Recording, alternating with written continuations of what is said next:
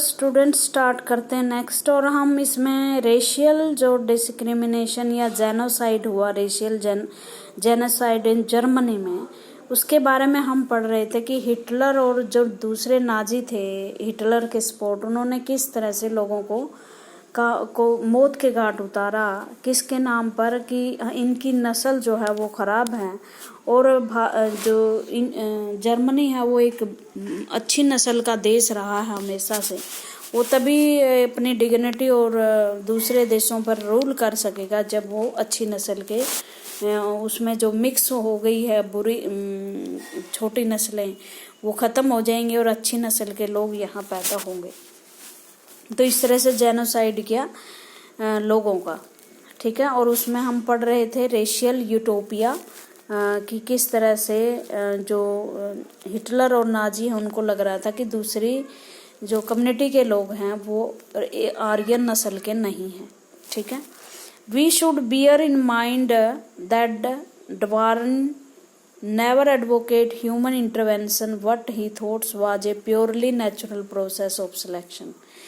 देखो, ऐसी जब विचारधाराएं चलती है तो वो किसी न किसी चीज़ का सहारा लेती है। मैंने यह बताया था आपको, किसी किताब का, किसी आइडियोलॉजी का। तो नाजियों ने भी क्या कहा, जो डार्विन थे और चार्ल्स डार्विन, जिन्होंने ये कहा था कि जो बेस्ट नस्ल है वही सरवाइव कर पाएगी, दूसरों को जीने का अधिकार नहीं है। तो नाजियों ने इसी को आधार बना लिया, जबकि उन्होंने ये नहीं कहा था कि उनको ख़त्म कर दो आप। उन्होंने ये कहा था कि ये नस्लें अपने आप ख़त्म हो जाएंगी, क्योंकि वे एक ऐसे संसार में जीवित नहीं बच सकेंगी जो उनके काबिल नहीं है। लेकिन जो नाजी थे उन्होंने इस चीज़ का गलत तरीके से प्रयोग किया और ये दिखाया कि जो डार्विन है वो ये कहना चाहते हैं कि उच्च नस्ल के लोगों को ही जीने का अधिकार है। The Nazi argument was simple: the strongest race would survive and the weak ones would perish.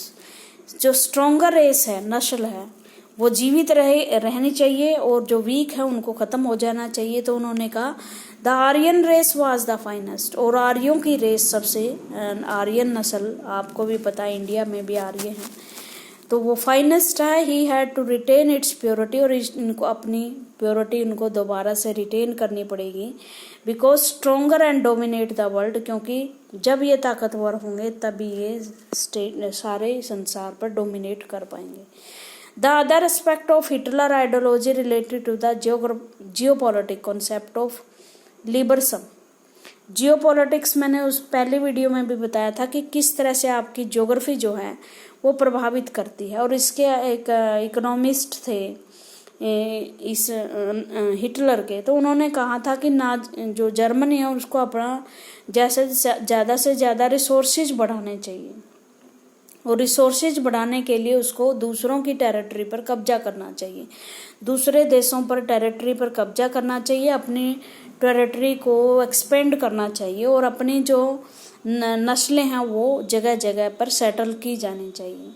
He believed that the new territory had to be acquired for settlement.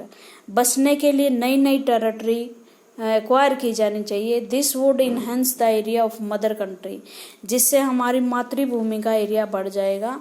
While enabling the settler on new lands to retain an intimate link with the place of their origin.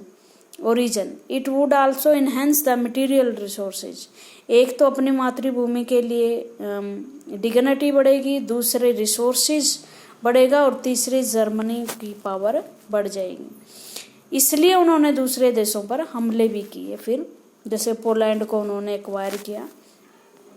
Hitler intended to extend Germany boundaries by moving eastward. East की तरफ वो बढ़ रहे थे। East आपको रसिया की side है इसका।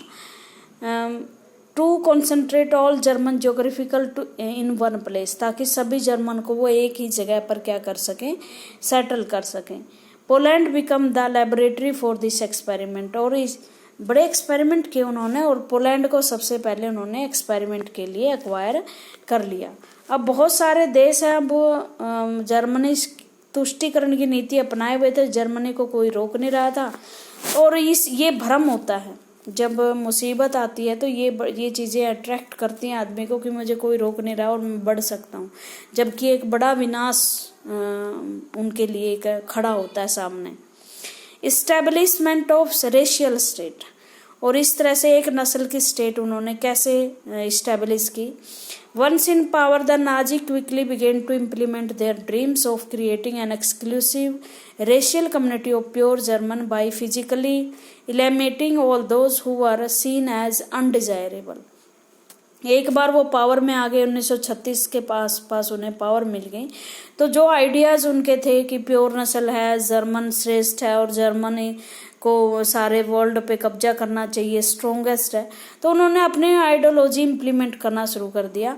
और उन लोगों इसकी मार सबसे ज़्यादा उन लोगों पर पड़ी जो उन्हें फिजिकली एक तो अनडिजायरेबल लगते थे कि इसका कोई यूज नहीं है, अगर लंगड़ा है तो ये कुछ नहीं कर सकता, अंधा है तो इसका कुछ नहीं यूज, आप इसे बाहर निकालो, इस तरह की थ्योरी उन्होंने अपनाई। और जो जिनकी रेस वो कम मानते थे, मान लो कद में वो थोड़े से 6 फुट के नहीं थे, कम थे, उनकी आंखें और तरह की थी या उनकी बाल और किस तरह के थे, उनको उन्होंने ट्रिगर करना शुरू कर दिया।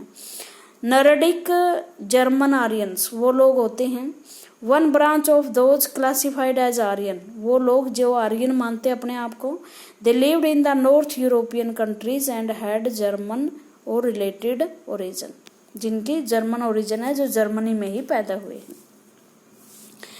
एक्सटेंडेड एम्पायर, अपना साम्राज्य बढ़ाना था। Nazi wanted only a society of pure and healthy Nordic Aryans, Nordic Aryans के बारे में हम पढ़ चुके हैं। और जो नाजी चाहते थे कि सिर्फ प्योर, बिल्कुल शुद्ध और हेल्दी स्वस्थ नॉर्डिक आर्यन ही हमारे देश में रहने चाहिए। दे अलोन वर कंसिडर्ड डिजायरेबल, और उन्होंने कहा कि वही डिजायरेबल है, उन्हीं की इच्छा है, बाकी की कोई इस देश में रहने की कोई ज़रूरी नहीं है। डिजायरेबल वो ज़रूरी नहीं है। Only they were seen as worthy for prospering and multiplying against all other, वो लोग जो दूसरों से वर्दी हैं, कीमती हैं, जो दूसरों जो समृद्धि को बढ़ा सकते हैं, वो डिजायरेबल है, बाकी अनडिजायरेबल है। This meant that even those German who were seen as impure and abnormal had no right to exist। इसका मतलब ये है जो जर्मन अशुद्ध थे और जो अबनॉर्मल थे, अबनॉर्मल मैंने जिनके हाथ पैर सलामत नहीं थे, उन्हें जीने का, अस्तित्व का कोई अधिकार नहीं था। Under the euthanasia program, euthanasia नाम का, यूथेनेशिया होता है किसी को जबरदस्ती मौत देना, नींद का या भारी डोज देकर सुला देना सदा सदा के लिए। इस प्रोग्राम के तहत एक प्रोग्राम चलाए euthanasia. Helmut's father along with other Nazis official had condemned to death many Germans. Helmut और उसके जो बहुत सारे और दूसरे नाजी दोस्त थे, उन्होंने बहुत सारे जर्मनों को मौत के घाट उतारा। हु वर कंसिडर्ड मेंटली और फिजिकली अनफिट, जो लग रहा था कि मेंटली और फिजिकली अनफिट है। Jews were not only the community classified as undesirable, Jews भी ऐसी कम्युनिटी मानी गई जिसकी अनडिजायरेबल है, जिसकी कोई चाहत नहीं है इस देश में। देयर वर मैनी जिप्सीज, और दूसरे भी थे जैसे gypsies, black living in Nazi Germany, वो लोग जो काले थे और नाजी जर्मनी में रह रहे थे, वर कंसीडर रेशियल इंफीरियर। उन्होंने कहा इनकी नस्ल बड़ी घटिया है। अब भाई सब्जी फ्रूट तो वो खरीद नहीं रहे थे, जानवर नहीं खरीद रहे थे कि भाई ये इंसान थे, इनको भी ये इंफीरियर कह रहे थे नस्ल के आधार पर। Who threatened the biological purity of the superior Aryan race, और उनको डर था कि ये लोग हमारी सोसाइटी में घुसेंगे, शादियां करेंगे और हमारी नस्ल भी खराब हो जाएगी। ठीक है ना, जैसे अमेरिका में ब्लैक लोग हैं, वो वहाँ के गोरे लोगों से शादियां कर रहे हैं, तो उनकी बायोलॉजिकल जो प्योरिटी है वो ख़त्म हो रही है, सुपीरियरिटी ख़त्म हो रही है। दे वर वाइडली प्रोसिक्यूटेड, उनको मारा गया। प्रोसिक्यूटेड मैंने ज़बरदस्ती मौत के घाट उतारना। Even Russian and Poles were considered subhumans, जो रशियन और पोल्स थे ना, पोलैंड के रहने वाले, उन्होंने कहा ये भी पूरे मानव नहीं है, सब ह्यूमन है। And hence under undeserving of many humanities, और कहा कि ये भी हमारी अनफिट है। When Germany occupied Poland and part of Russia, जब जर्मनी ने पोलैंड और रसिया को कैप्चर किया, capture civilian were forced to work as slave labour, तो उनके सिविलियन जो उस धरती के रहने वाले लोग थे उनको वर्कर्स के रूप में, दासों के रूप में रखा उन्होंने। Many of them died simply through hard work and starvation, काम इतना लेते, भूखे मार दिए, खाने को कुछ देते नहीं थे, तो बहुत सारे लोग बहुत ज़्यादा हार्ड वर्क के कारण और स्टारवेशन, भूख के कारण मारे गए।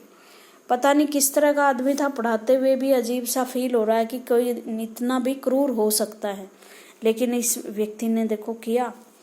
Jews remained the worst suffer in Nazi Germany, और सबसे ज़्यादा ट्रिगर पे थे वो थे ज्यूज, यहूदी।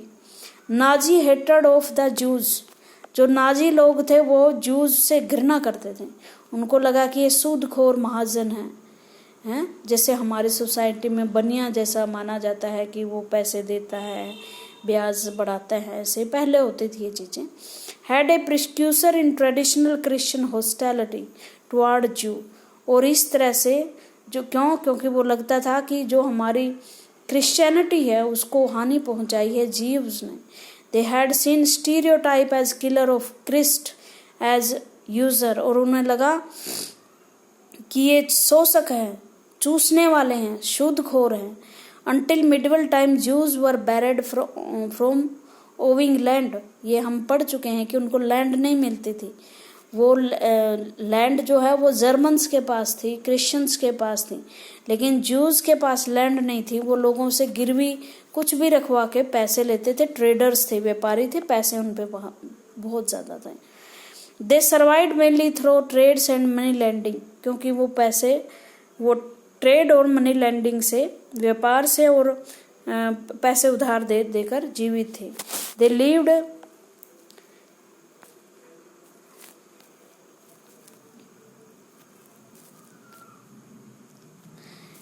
they lived in the separately market also called ghettos, ghettos में वो रहते थे, हम इस चीज़ को डिस्कस कर चुके हैं पहले भी। they were often persecuted through period organized violence, और उनको किस तरह से मारा गया, जैसे हमारे यहाँ लैंडलॉर्ड्स को मारा गया ना, डकैत बनकर इस तरह से कागज छीन लिए। आप पहले की मूवी देखोगे तो इस तरह की चीज़ें हमें मिलती हैं, तो वहाँ भी इनको ऐसे ही मारा गया।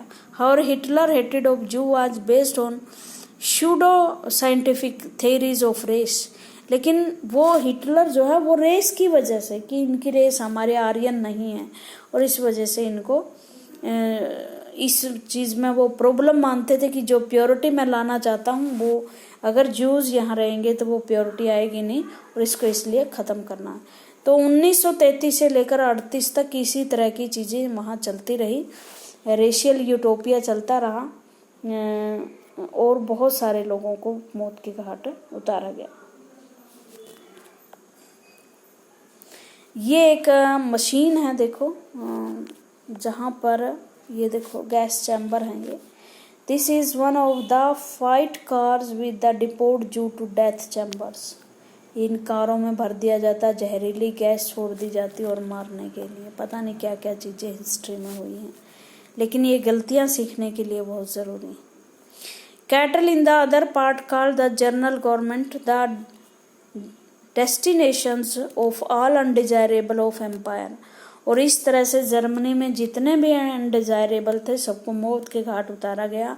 Member of police intelligentsia were murder in large number in order to keep the entire people intellectually and spiritually survival। बहुत सारे पुलिस जो इंटेलिजेंस थे, जासूस थे पोलैंड के, उनको भी मौत के घाट उतारा गया, मर्डर किया गया। Police children who looked like Aryan were forcibly snatched from their mother। Polish children जो आर्यों जैसे लगते थे, जबरदस्ती उनकी माँओं से छीन लिए जाते थे। And examined by race expert, और जो नस्ल के एक्सपर्ट थे, डॉक्टर, बायोलॉजिकल चिकित्सक थे, उनको एक्सपर्ट को सौंप दिया जाता है क्या ये आर्यन नस्ल में कामयाब हो सकते हैं या नहीं हो सकते। If they pass the race test, और उन पर जो रेस टेस्ट किए जाते छोटे छोटे बच्चों पर, कितनी निर्दयता की बात है। और वो टेस्ट करने वाले लोग। If they pass the race test they were raised in Germany families, माओ से ले लिए जाते। अगर वो रेस में पास हो जाते तो जर्मनी फैमिली को उनको छोड़ दिया जाता कि आप पालो इनको, इसकी मदर के पास नहीं रहेगा। और नहीं होते तो उनको अनाथालय में डिपोजिट कर दिया जाता और या उनको मार दिया जाता। With some of the largest ghettos and gas chamber the general government also served as the killing field for the Jews. Gas chamber और लार्ज गेटोस किस लिए यूज किए गए? जूस को मारने के लिए। ये एक तरह की मशीन दिखाई गई। और स्टेप टू डेथ, डेथ मतलब मारने के लिए क्या किया जाता था? 1933 से 1939 तक ये चीजें चलती गई। Have you no right to live among us as citizen, न्यूमर्स एक सिटीजनशिप चार्टर एक्ट पास किया गया 1935 में। और किस लिए उन्होंने एक्ट में, कानून में लिख दिया कि किसको जीवित रहने की राइट है और किसको नहीं है। अरे भाई, संविधान में क्या लिखा जाता है कि सबको जीने का अधिकार है, लेकिन वो अपने संविधान में लिखवा रहा है कि हमें किसको जीने का अधिकार है और किसको नहीं। ओनली पर्सन ऑफ जर्मन और related blood would henceforth be German citizen enjoying the protection of the German Empire. वो लोग जो जर्मनी से हैं, उनका ब्लड जो खून है वो जर्मन है, वो ही सिर्फ जर्मनी एम्पायर में प्रोटेक्टेड होंगे। Marriage between Jews and German were forbidden. German और जूज के बीच में जो मैरिज थी वो मान्य नहीं होगी। एक्स्ट्रा मैटेरियल रिलेशन विद जू and German become a crime. बिना शादी के जूज और जर्मन का रहना एक क्राइम जैसा माना जाता गया। Jews were forbidden to fly the national flag. Jews को कहा गया कि आप झंडे को हाथ नहीं लगा सकते, आप झंडा नहीं, नेशनल फ्लैग नहीं फहरा सकते। दूसरे लीगल मेजर्स क्या किए गए? भाई बायकॉट कर दो जूज बिजनेस का, एक्सपल्सन, जितनी भी गवर्नमेंट सर्विस है जूज के पास सारी छीन लो उनको। Forced selling and confiscations of their property, जबरदस्ती उनकी प्रॉपर्टी छीन कर बेच दो। Beside Jewish property were vandalized and looted, house attacked, synagogues burnt and men arrested in the program in November 1938 remember as the night of broken glass. नवंबर 1938 में लोगों के घरों के शीशे तोड़ तोड़ कर बाहर निकाला गया, उन्हें अरेस्ट किया गया, उनको मार दिया गया, उनके हाउस लूट लिए गए। इस नाइट को ब्रोकन ग्लास नाइट बोला जाता है। मतलब हिस्ट्री में ये चीजें भी हुई है। ठीक है, ये देखो, ये बेंच है जो कहा गया है कि सिर्फ और सिर्फ आप आर्यन ही यहाँ बैठ सकते हैं। सेनेगेसिस मैंने एक ऐसी जगह होती है जहाँ पर जूज लोग अपनी प्रे करते हैं। ठीक है ना, जैसे क्रिश्चियन उसमें करते हैं, अपने चर्च में करते हैं। ये क्या दिखाया? This is all I have to sell. ये सारी चीजें मेरे पास बेचने के लिए हैं। Men and women were left with nothing to survive in the ghettos. कुछ भी नहीं बचा है आदमी, मतलब मैन वुमेन के पास कुछ भी नहीं बचा है अपने आप को बेचने के सिवाय। गेटोइसेशन 1940 से 1944 तक जो चीजें चली, और उन्होंने कहा कि आप हमारे साथ कैसे रह सकते हो। ये कानून है, सारे पढ़ने चाहिए बहुत डीपली। इसके बारे में कहा गया नवंबर 90 from September 1941 all Jews had to wear a yellow star of David on their breast। अपने छाती पर वो एक येलो स्टार रखते थे डेविड का, इसकी आइडेंटिटी मार्क्स था ये। They identity mark was stamped on the passport, और यही मार्क उनके पासपोर्ट पे लगा दिया जाता, सारे लीगल डॉक्यूमेंट्स और हाउसेज पे। They were kept in Jewish house in Germany and the ghettos like Lodz and Warsaw in the East. और इस तरह से लोगों को वहाँ पर रखा जाता था, ताबीज़ वगैरह उनको पहना दिए जाते थे कि ये जूइश हैं।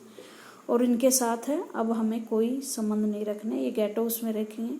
वहाँ भूख से, बीमारी से, डिप्रेवेशन, पुअर हाइजीन, हेल्थ खराब होने से ये सारे वहाँ उनकी डेथ हो गई थी। ये देखो किस तरह से कांटेदार झाड़ियाँ लगी हुई हैं, लोग इसमें फंस के मर रहे हैं। Killed while trying to escape, killed while trying to, जब भागने की कोशिश की तो ये मार दिया गया। कैसे? The concentration camp was enclosed with live wire, बिजली के तार छोड़ दिए जाते, अगर कोई भागने की कोशिश कर दी जाती तो इससे मर जाते वो। ये देखो piles of cloth outside the gas chamber, gas chamber में जब उनको ले जाया जाता है तो देखो कपड़ों का ढेर लगा हुआ उनका। मतलब एक निर्दयता की हद से भी आगे जाकर उन्होंने ये काम किया होगा। हिस्ट्री को सबक लेना चाहिए इससे कि मतलब अगर आप किसी भी सोसाइटी के प्रति ऐसी चीज़ें करेंगे तो आपको भी प्रकृति के द्वारा माफ़ नहीं किया जाएगा। Jews from Jewish house concentration camp and ghettos from different part of Europe were brought to death factories. ghettos के कैंप से वो फिर कहाँ लाए जाते? डेथ फैक्ट्रीज में, ठीक है। डेथ जहाँ बाई गुड्स ट्रेन, जो माल ढोने वाली ट्रेनें थी उनके द्वारा भर के उन्हें फिर फैक्ट्रियों में ले जाया जाता था। In Poland and elsewhere in the East most nearby Belzec, Sobibor, ये जगह का नाम है, बहुत सारी जगह हैं। उनको गैस चैम्बर चार्ज कर दिया जाता था, मास किलिंग की जाती थी फिर, या साइंटिफिक तरीके से कुछ ही मिनटों में उन्हें मार दिया जाता था। ये देखो ये कॉन्सेंट्रेशन कैंप्स हैं, यहाँ भर दिया जाता था उनको। किस तरह से वायर लगी हुई हैं, ये जूते पड़े हुए हैं गैस चैम्बर के बाहर कितने लोगों के, ठीक है। भगवान ना करे कि दोबारा कोई हिटलर जैसा व्यक्ति इस दुनिया में आए और दोबारा से ऐसी निर्दयता जो है वो देखने को मिले ह्यूमन सोसाइटी को। यूथ इन जर्मनी, अब जर्मनी के लोग अपने लोगों को तो, जो नाजी थे वो तो इस देश के लोगों को अपने अंडर में लेने की कोशिश कर रहे थे ना, उनका माइंड ब्रेन वॉश करने की कोशिश कर रहे थे। ब्रेन वॉश हुआ तभी तो बहुत सारे लोग इस तरह के क्राइम में शामिल हो गए ना, नहीं तो आज एक व्यक्ति को मारना भी मुश्किल हो जाता है। नैतिकता तब गिरती है जब ब्रेन वॉश हो जाता है। Hitler was fantastically interested in youth of the country, जो हिटलर थे वो बहुत ज़्यादा यूथ में विश्वास करते थे कि अगर यूथ हमारे साथ है तो सब कुछ ठीक है। और यूथ को का ब्रेन वॉश करना बहुत आसान होता है। एक एक्सपीरियंस्ड आदमी जो होता है उसको ब्रेन वॉश करना बहुत मुश्किल होता है, क्योंकि उसने दुनिया देखी होती है, उसका जीवन का खुद का अनुभव होता है। लेकिन यूथ में जोश होता है अपने नेशन के लिए, किसी भी आइडियोलॉजी के प्रति, उसको आसानी से उसका ब्रेन वॉश किया जाता है। जैसे आप कॉलेजिंग वगैरह में देखते हो, फाइट होती है, ये ब्रेन वॉश ही होता है। 10 साल के बाद जब वो बड़े होंगे तो वो लड़ाइयाँ बंद हो जाएगी। एक पर्टिकुलर एज में ही ये क्यों होता है, ठीक है ना, तो क्योंकि उनका ब्रेन वॉश होता है, वो चीज़ें उनको अट्रैक्ट करती हैं। Nazi society could be established only by teaching children Nazi ideology. अब उन्होंने स्कूलों में के सिलेबस में वो भरना शुरू कर दिया कि जो बच्चे हैं वो ये ही सीख कर बड़े हों जो नाजियों की आइडियोलॉजी है। They required A control over the child both inside and outside of the school, और वो स्कूल के बाहर भी और अंदर भी बच्चों को कंट्रोल करने की पूरी कोशिश कर रहे थे। What happen school under Nazism, अब उन्होंने क्या किया स्कूलों में, क्या किया नाजिज्म के under? All school work cleansed and purified, सारे स्कूल को प्योरीफाई और क्लीन कर दिया। और आपको पता है ना प्योरीफाई और क्लीन करने का क्या मतलब है? सारे जो ज्यूज थे, अपंग थे, जिप्सी थे, ब्लैक थे, उनको सबको निकाल दिया गया। और जो गोरे बच्चे थे उनको लगा कि यार तुम सुपीरियर हो, तुम तो बड़ी नस्ल हो अगर तुम्हें नहीं मारा जा रहा था। वैसे बच्चों को दुख भी हुआ, उनके दोस्त मारे गए ये वो, लेकिन जब मतलब आइडियोलॉजी इस तरह से पेश की जाती तो शायद बच्चों को ये भी लग सकता है, उनका ब्रेन वॉश किया गया हुआ कि हम सबसे सुपीरियर है इसलिए हमें यहाँ छोड़ा गया। This meant that teacher who were Jews as seen as politically undesirable were dismissed, जो ज्यूज टीचर थे या जो पॉलिटिकली अनडिजायरेबल लोग थे उनको डिसमिस कर दिया टीचर के रूप में। चिल्ड्रन वर फर्स्ट सेग्रेटेड, बच्चे सेग्रेट किए गए, मारे गए। जर्मन्स एंड जू कुड नॉट सिट टुगेदर और प्ले टुगेदर, उनको अलग अलग किया गया। जर्मन और जूस के बच्चे ना तो साथ बैठते थे ना ही इकट्ठे खेलते थे। Subsequently undesirable children, juice, the physically handicaps, Gypsy were thrown out of school, और धीरे धीरे उनको बाहर ही निकाल दिया गया। And finally in 40s they were taken in the gas chamber, और लास्ट में कहाँ ले गए उसे? गैस चैम्बर में, जहाँ उनके अंत में मौत के घाट उतारना था उन्हें। Good German children were subjected to process of Nazi schooling, a prolonged period of ideological training.